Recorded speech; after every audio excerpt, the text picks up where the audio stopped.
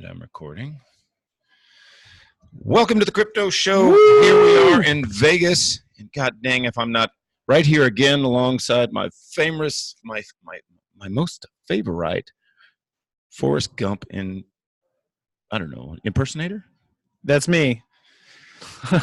Man, you can't beat having a good Forrest Gump impersonator on board. So we're at WCC. We've been at all these different conferences. Coin Agenda was just like a box of chocolates. Oh man, Never it was. Get. Yesterday we were hanging out. I don't know. I think in Mike Tyson's garage or his shed or something like that. so I was not in Mike Tyson's shed. I was by Mike Tyson's pool, man. I don't know if you were hanging out in his shed. I don't know what I was doing in this shed. Dude, why were you in the shed? Let's talk about that. I don't know. Today on the Crypto Show, why was Danny in Mike Tyson's shed? Well, there were some interesting. There was dirt and all this other really cool stuff out there. There was no tiger. I was really upset. Yeah, I was looking. Yeah, for I was really looking for a tiger. And well, there were a couple of cougars running around. There were a couple of cougars. Terrible person. There were no tigers, but there were lots of cougars. Anyway, usually when I'm talking to you, it's either about whether you're running across the country or you've got this. I'm never doing that again. You're never doing that. I mean, I did say that last time too, but this time I have no desire to run anymore for a while. Homeless outreach, all kinds of different things. But today we're going to talk about something different. It's DirtCoin. So DirtCoin. Jason's new ICO is called DirtCoin. Jason has no new ICO. Just FYI, I have no new ICO. So we're going to talk about permaculture. Yeah. And what was the other one you called it? Polyculture. Polyculture. Yeah. What is polyculture? So monoculture is what most people associate with farming in the United States, and so monoculture sounds boring. It is boring and it's terrible. It's essentially just like you're growing one crop at one time, and that one crop is stealing all the nutrients needed from that one crop out of that soil and depleting it, and causing the need for you to add artificial nutrients back into the soil to replace what that thing's done. And so polyculture and permaculture techniques, they use like cyclical codependent seed propagation, and I probably just screwed that all up, and so don't hate on me too much. But essentially, like if you grow a bunch of different crops together, they all have different nutritional needs, and a lot of them balance each other out. So if you'll actually grow crops together, like of different types, like with a very diverse set, you'll actually end up with like enriched soil after the crops grow out, as opposed to just stripping the topsoil of nutrients. So Jason has found a new wormhole to go down, and basically it's not even a wormhole. It was already there all along. So true, though. It was already there all along. So far on this rabbit hole now, it's ridiculous. Yeah.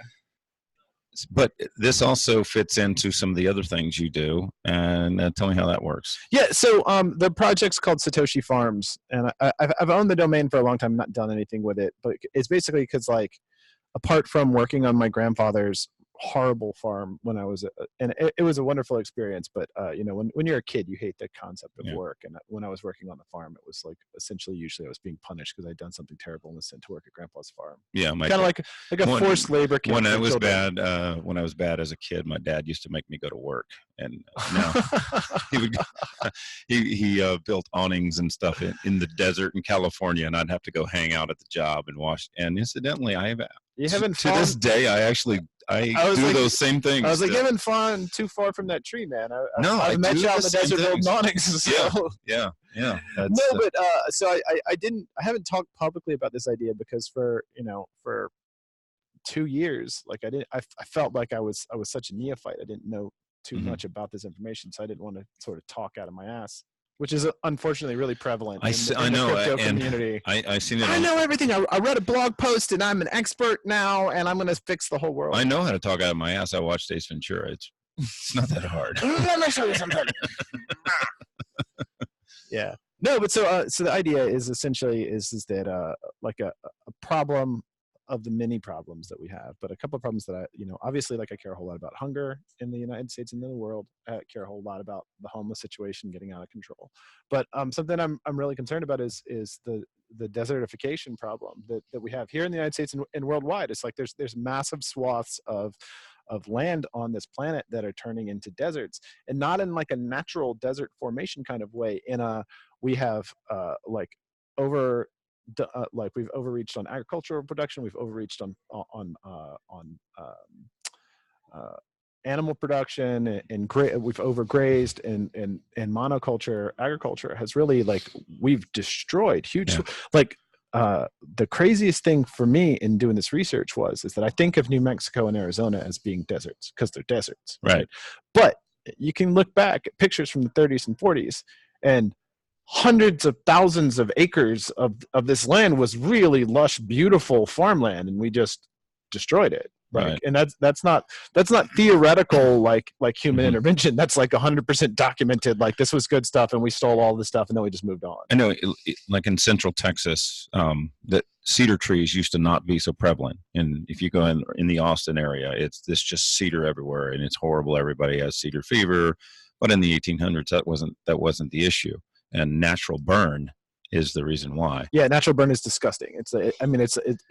You're taking valuable chemicals and you're literally like lighting them on fire, and then the leftover thing there is that the species that can survive in those environments post. Well, I think natural burn is pretty. I know the forest seem to thrive after a forest fire by getting rid of a lot of the under stuff, and lets the sunlight in. Yeah, I mean, like, the thing with that is that, like, for the most part, when you're doing those sort of like controlled burns, they're in areas where not controlled burns. I'm talking about natural burn. Lightning strikes a tree. Absolutely. Yeah, that's great. But like, whenever we're having to burn out underbrush for stuff, it's usually because, like, we've planted a bunch of stuff that doesn't belong there and doesn't have a supportive ecosystem, and so we're having to come in and like do these external inputs for it. Yeah, and in Mexico, it's really prevalent.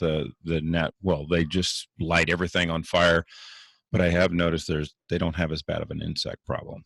Maybe that's why. Yeah, but so the thing that I'm working on right now is that I'd like to. I'm starting to experiment with taking either existing desert land, and deserts are defined as a plot of land that gets less than 10 inches of rainfall annually, or at risk for desertification land, and applying polyculture, permaculture techniques to it to regreen that and increase topsoil.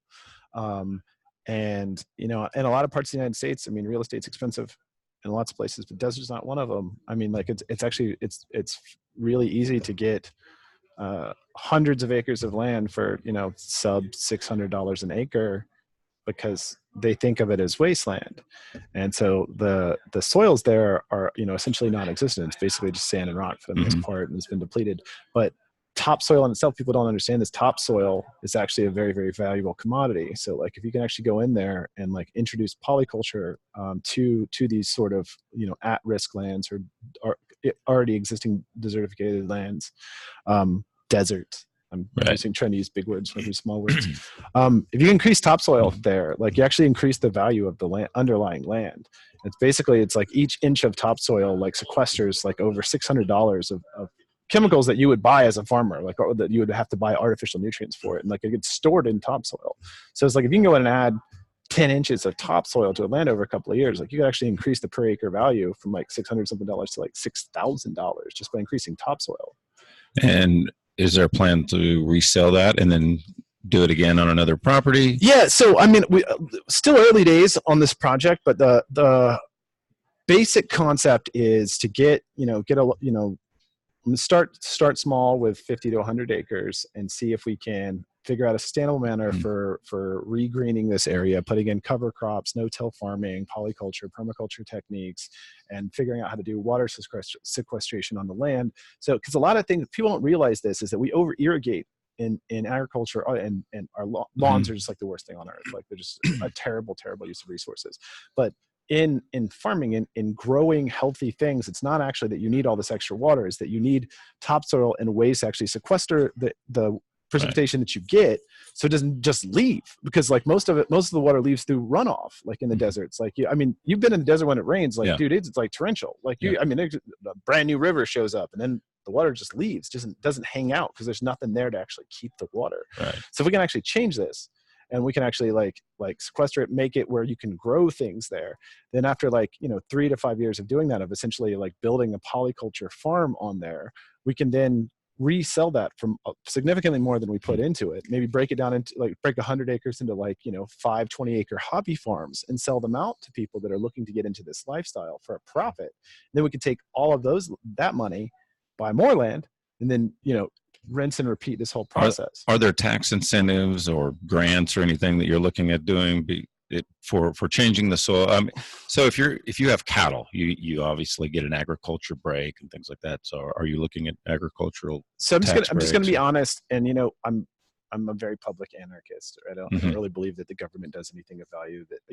I don't think that the government does anything better than the private sector at all. I actually used to say that they did war better than the private sector, but it was pointed out to me that that's not true, because like when you really need a job done in war, you actually go to a private security firm. Oh yeah. So even then the private sector is going to do better. Ross Perot in Iran. Yeah. So I haven't really looked into that, because I've actually been looking at it. Sustainability, economically feasible, from like a market perspective, not with no subsidies, no anything like that. So that stuff might exist, and so it might actually be easier to do if you were to take advantage of those programs. But I think if the just groundwork, to protect yourself from being stolen from as much as possible. What do you mean? By getting those tax breaks. Oh, gotcha. Because they're going to take your money anyway and get some of it back. Yeah, no, I understand that. But what I'm saying is that like if the numbers that we've run on this, is that this is actually a feasible way to do this, like in a full open market mode, without any subsidies, without any tax breaks, anything like that. So if it works, then if you can get breaks on top of that, then it works better, right? But if we can basically keep this land that we regreen in some sort of land trust, where it's like even if the property is resold, the people have to agree to permanently keep it in that state where it's permanently keeping the topsoil that's there, so they can't just become you can't get a developer in there, just make a subdivision out of it or something like that. If you do that, and then you can take the proceeds from it to then buy bigger parcels of land, do the same thing, and then rinse and repeat that whole process. Like that's actually a sustainable method for us to get thousands, hundreds of thousands of acres and actually regreen it. And then people want to talk about climate change and the man-made effects that have lent towards climate change, and all kinds of people have different arguments for this, but it's a fact that the desertification of the world is changing the climates, because it's just like there's huge parcels of the land that get really hot during the day and they have no ability to hold that heat at night, so they get really, really cold. And I'm a pilot. That's a cold front. When you have freezing here at night, when you have hot and cold right next to each other, like that's where you get severe weather. So all this like crazy severe weather, that's a huge part of it. Part of it is that we have all of these massive deserts and nobody's really doing anything about it. Not nobody, but not enough. Yeah, that's a pretty small drop in the bucket. But another thing that this connects to is something that you're working on with Satoshi Forest. That Satoshi Forest is not really self-sustainable, and you think that this might actually extend to that, so that you're not having to just constantly look for donations to keep Satoshi Forest rolling. Well, so and that's sort of how we came to this idea, right? So if you don't know what Satoshi Forest is, Satoshi Forest was a project that was started by my charity Sean's Outpost, 2013. And what it is it's a commercial campground in the woods in Florida. It's gorgeous, beautiful area, and it's the only privately run campground for the homeless in the state of Florida. And we had to fight tooth and nail just for the right to allow homeless people to be on private property that we owned and give them the right to just be there without government's intervention. But we did win that. We fought it in court for 5 years, and now we actually officially have permission to use our private land the way we want to. But one of the things it is, we've been very fortunate. We've gotten donations to support that and all of that sort of stuff, and that's been really fortunate. But as someone who does a lot in the nonprofit NGO space, I hate asking for donations. I hate it's great if someone wants to just help out, but that's not really a sustainable thing, is to keep going and putting your hand out. It's not really sustainable as a method. So I've done it. But as a in looking at this, like, okay, cool, what could we do to get the same effects that we're having from something like Satoshi Forest, but have a value that's there that can actually can generate its own revenue, take care of itself. And what I just kept coming back to was farming, was agriculture, because you can create marketable products. Everybody needs to eat, and if you're doing it in this polyculture natural way, that sort of stuff has a huge market value right now. People are paying significantly more for organically grown produce than they are for conventionally grown produce. And so if we can do this, plus figure out this way to actually increase value of the underlying asset of the land. Especially if you're able to market the produce as it's supporting the homeless, and you can actually take that brand and market it. From and that is the use of allowing the homeless to stay on these farms, in exchange for them basically working as farmhands, learning agricultural skills, learning about polyculture, learning about permaculture and stuff, and having a safe space, but also learning a life skill that's marketable. That actually seems like a much better plan.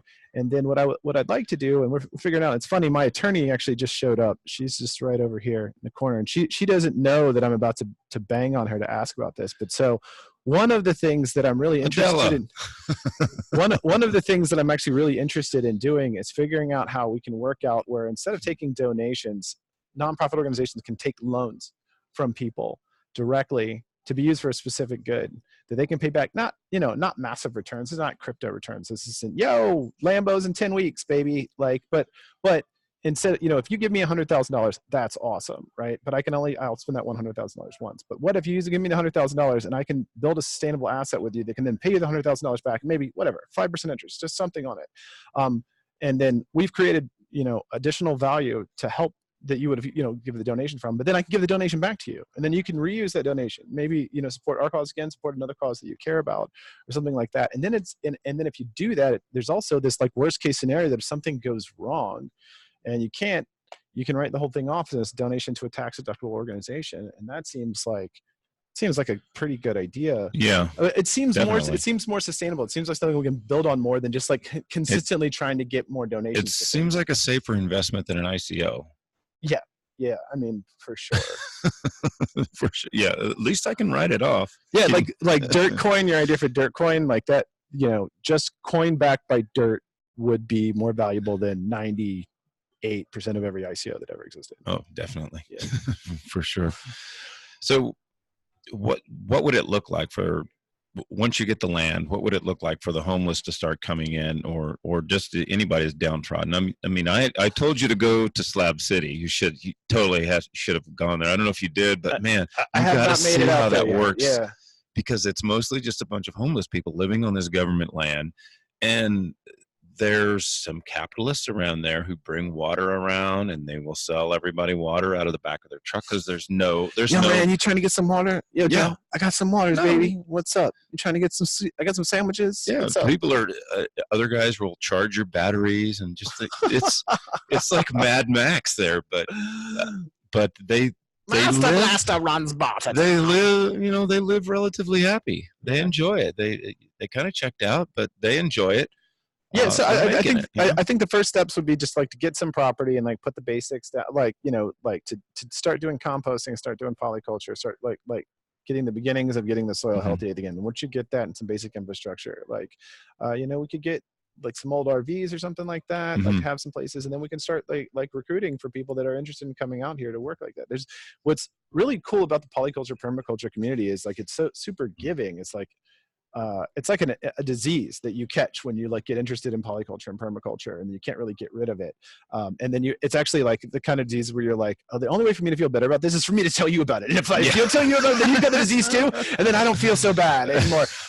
And so, but the byproduct of that is drug pusher. It's true. The byproduct of that is that really, really smart, really intelligent people that are sort of the world leaders and all this are super forthcoming about information. You're hey, I'm trying to do this weird thing about maybe growing food in the desert. And they're yeah, this is awesome. Here, talk to this dude in Jordan. He's awesome. He's been doing stuff beside the Red Sea and figured out how to do permaculture next to the salt flats. And they just kind of go diarrhea at the mouth, kind of like crypto, but well, take a big shit real quick about the mycelia and the salt. Yeah. So, well, I mean, those aren't directly, those two things are both important, but not directly related. So there's what a lot of people don't understand, and what monoculture really screws up, is that there's a thing called mycorrhizal fungi, which is basically a layer of fungus that grows within the top couple of inches of topsoil. And it's basically a super highway for water and nutrients for everything that's growing in that ground. And it's significantly more efficient in distributing both water and nutrients in topsoil than plant growth, or than through just pores that the water's coming through. So basically it's free labor for your farm to distribute water and nutrition across all of your property, right? But it is all of these little strands of fungi that are growing underneath the soil, and it's literally capillary action and little strips, little underground highways that are running across it. And so it sounds like we're painting the picture of Avatar right now. It's legitimate. Yeah. It's legitimately how it works. But so one of the core tenets of conventional monoculture agriculture is tilling. You get a big tiller, get your John Deere out, and you go till the land when you're done growing.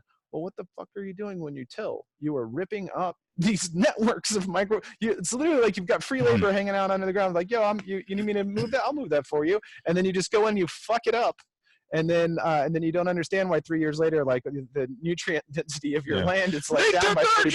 It's literally, they took our macro wells of fungi. So it's like, and luckily we're starting to see a shift in this country towards no-tilling agriculture and more polyculture things. So to make it more sustainable, but still, I mean, we're still talking about a drop in the bucket compared to ag business, the farm bill people. But I think we can change this. I think that we can, we'll start with one farm, we'll start with one plot of land, and we'll do it, and then we'll do it again, and we'll do it again, and we'll get other people, we'll get other imbeciles like us that don't know any better and think that they can change the world to get out there. Are there any? So we actually made it. Are there any areas where there's a good example of someone actually doing this, or?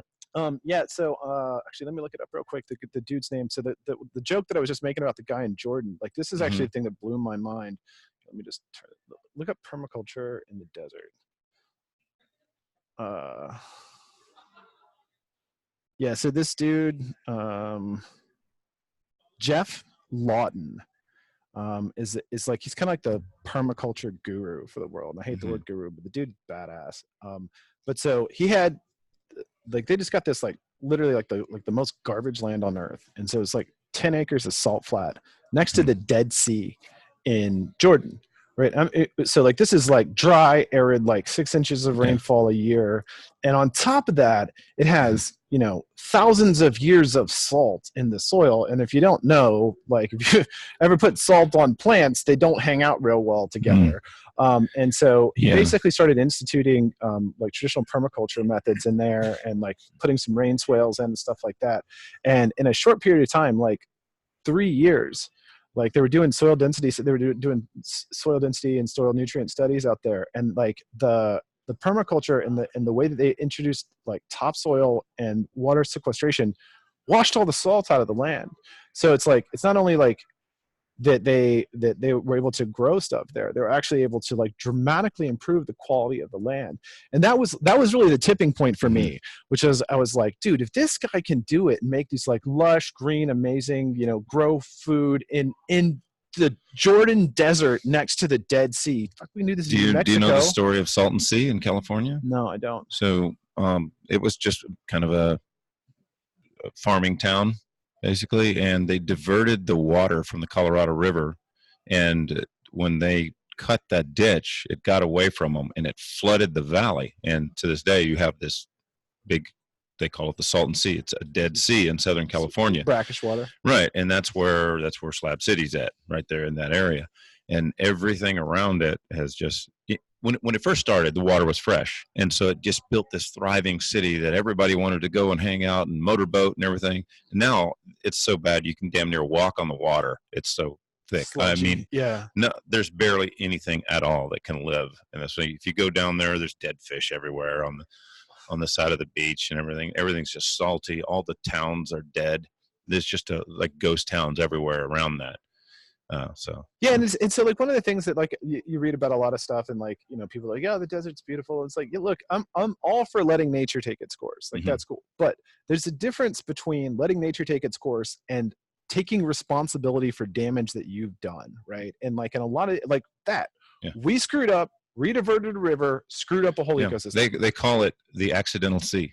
Yeah. And like, and so much of this desert land that we have in the, in the Southwest United States, like we screwed it up. Like we went in there, we didn't know what the hell we were doing. We fucked up millions of acres of land. And then we're just like, it sucks now. I'm going to go to California. Yeah, I know. There used to be like a beautiful desert here. Now it's this big plastic city of a bunch of fake people.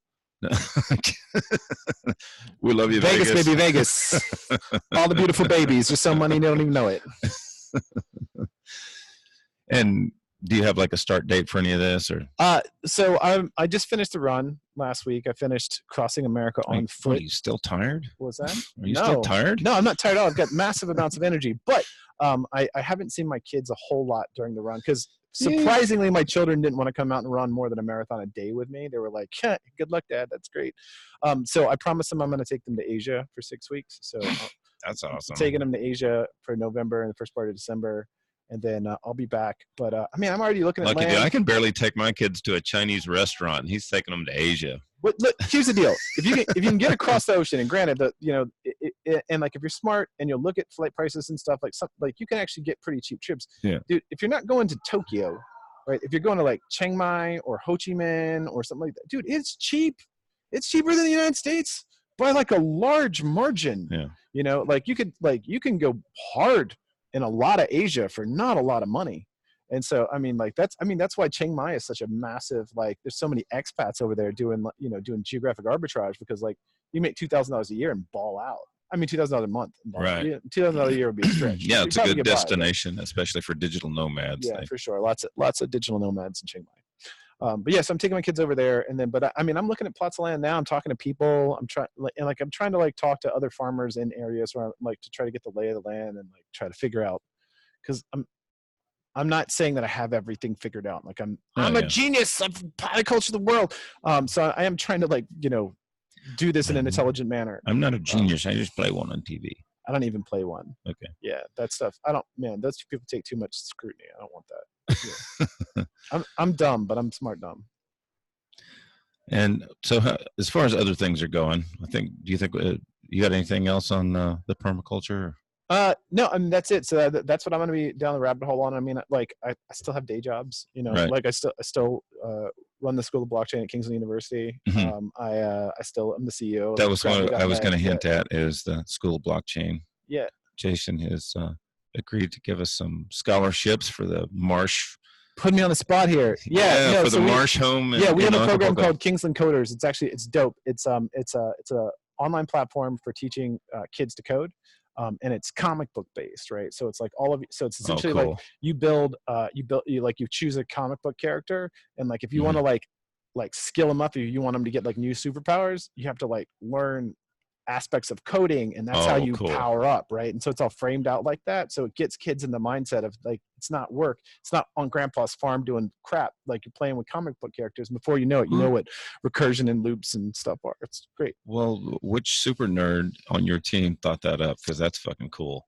It's a team effort, man. That's a team effort. super cool. It wasn't me. I'll go that far. It wasn't me. You were too busy running. But yeah, so we have that, and then so like we'd be happy to throw some scholarships your way for that. Okay, yeah, that'd be good. The only thing is like you said you're gonna do it in Mexico.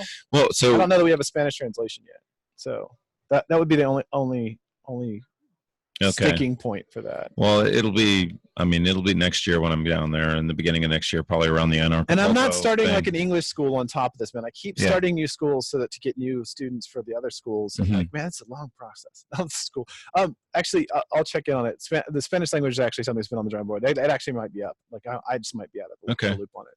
Yeah, but this is it's an orphanage with about it fluctuates from like 67 to close to 80 kids, and they're just indigenous Indians out of the mountains. They come down. They actually don't speak Spanish when they get there, and like some of the kids that speak 4 languages now, they come down speaking only the Indian language, and then they're taught Spanish, French, and English. And I met this little girl, like 11 years old. She's a little Indian girl, and she speaks more languages than I do. She probably speaks English better than I do. And so, well, I mean, that's not a super high bar. I've hung out with you a lot, Danny. I know. Yeah, needs a lot. I don't speak too good. Can I pump something else for Kingsland? Is that cool? Hell yeah. Yeah. Okay. So we're really excited about this. So about 7 months ago, we started a program called Zero to Blockchain, which is really cool because all of our programs at School of Blockchain had been targeted towards existing developers. So you already had to understand software development, and then we would teach you to do software development for blockchain. But we started a program called Zero to Blockchain, which is a full stack program that they'll teach you the fundamentals of software development, and then we'll teach you blockchain. So you can go from not really having an understanding of how to code to learning how to code, and then learning how to code on blockchain. But so something that we're just I'm still working on Zero to email right now, but once I get done with that, once I figure out how to open my own email, then I'm gonna sign up for this. This thing that we've done is really, really cool, is that we've instituted income sharing agreements, and we've actually partnered with Leaf, which is the largest provider of income sharing agreements in the country. And what it allows for is it allows for you to actually take our entire program, no money down. You don't have to pay anything for the program. You take the program, and then we'll get you a job. And then you'll only pay us for the tuition for the classes that you took if you get a job paying over a certain amount of money that you wouldn't have been able to get if you didn't take our classes. And then we just take a small percentage of it until we get paid back. So it's this huge opportunity. It's like way better than going, hundreds of thousands of dollars in debt on student loans and stuff like that. Because not only do we have to deliver on training you things that are valuable, but that actually has to have enough value to where you can go into the marketplace and get a job. And we have to put our money where our mouth is that will deliver that, or you don't pay for it. And so we're super excited about it. People have been really super excited about it. And that's really we've had a massive uptick in students that have been taking advantage of this program because, blockchain technology is, it is what did Xi Jinping just say? Blockchain technology is the most revolutionary technology of our time. And it's true. And so people that'll take advantage of learning how to develop for blockchain, they're massively increasing their future earning potential. And now we have this method where we put our money where our mouth is. You don't even have to pay us up front for it. You can take the class. Where are you guys at right now with the graduation rate and stuff like that? That's a great question. We've got several hundred at least. I don't know what the exact numbers are. It's a new school. Well, and we also have rolling admission. So it's we basically have a class starting every month. So I don't know how many people have actually gone completely through the program yet. All right. We definitely got to get you down there to Guadalajara too for that talent land. I'm gonna reach out to you and get that set up for sure. Sounds great. Because that I think that'd be a great opportunity for you guys, especially if you can get that Spanish thing going. That's Adela, you speak Spanish, right? She'll do it for you. She'll do the translating for you. My girlfriend only speaks Spanish, so there you go. All right, guys. This has been Jason King telling us about another great idea. Another ICO scam. Another DirtCoin. DirtCoin. Go all in on DirtCoin. All right. Thank you for having me on. All right, man. Thanks. All right. Have a good one. Take care.